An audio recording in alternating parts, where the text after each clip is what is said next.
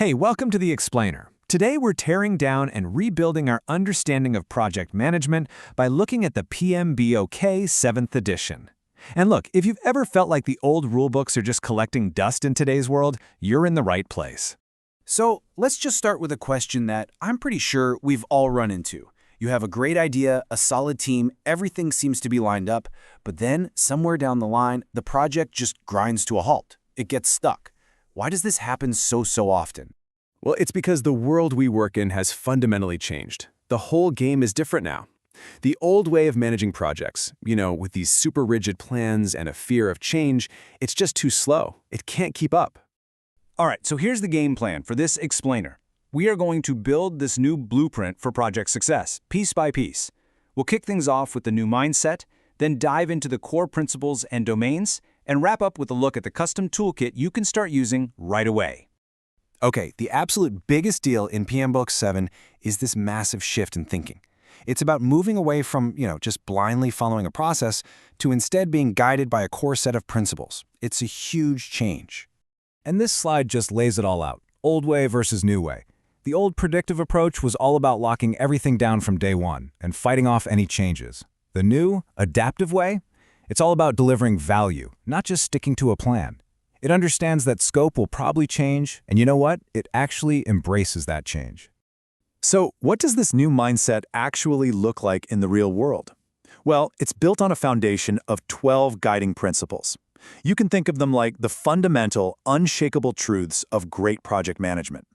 We can even group them into 3 main themes. So, theme number 1, it is all about value. Yeah, that means being a good steward of your resources, but it's much bigger than that. It means every single thing you do needs to be absolutely laser-focused on delivering real, actual value. It's not just about getting the project done. It's about making a real impact. Next up is the human side of things. Let's be real. Project success isn't just about spreadsheets and charts. It's about people.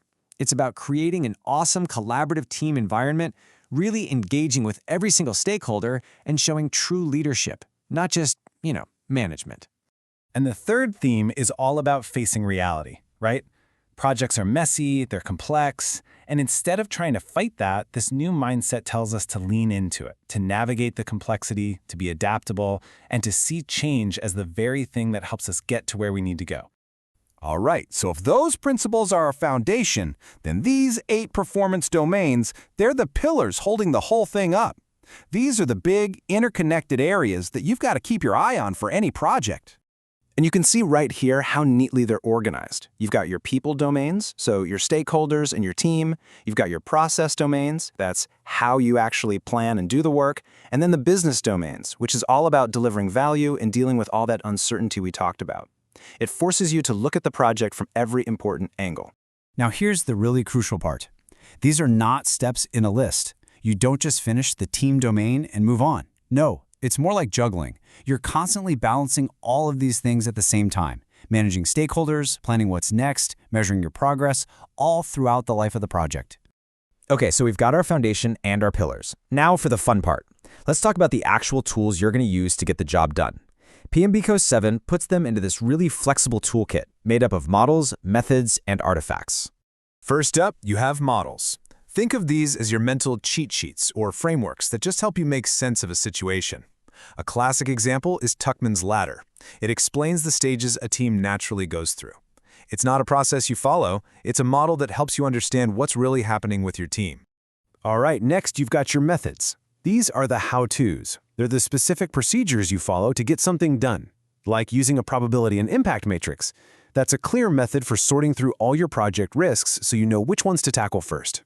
And finally, rounding it all out, you have artifacts. These are the actual things you produce, the tangible stuff. It could be a report, a template, or the deliverable itself. The project charter is a perfect example. It's that physical document that officially kicks off the project. But here it is. This is maybe the most important part of this entire new way of thinking, and it's captured perfectly in this quote. The big message from PMBOK 7 is that you don't use every tool for every project. The real magic, the real skill, is in tailoring your approach. And this right here, this is the whole point. Modern project management is not about being a cook who just follows a recipe. It's about being a skilled chef. You understand all your ingredients, the models, the methods, the artifacts, and you know exactly how to combine them to create the perfect meal for this one specific occasion, your unique project. So, the takeaway is to think like an architect, not just a construction worker. Use these principles as your blueprint, the domains as your pillars, and your tailored set of tools to design a unique approach for every single project you lead. So the question is, with this new blueprint in your hands, what are you going to build?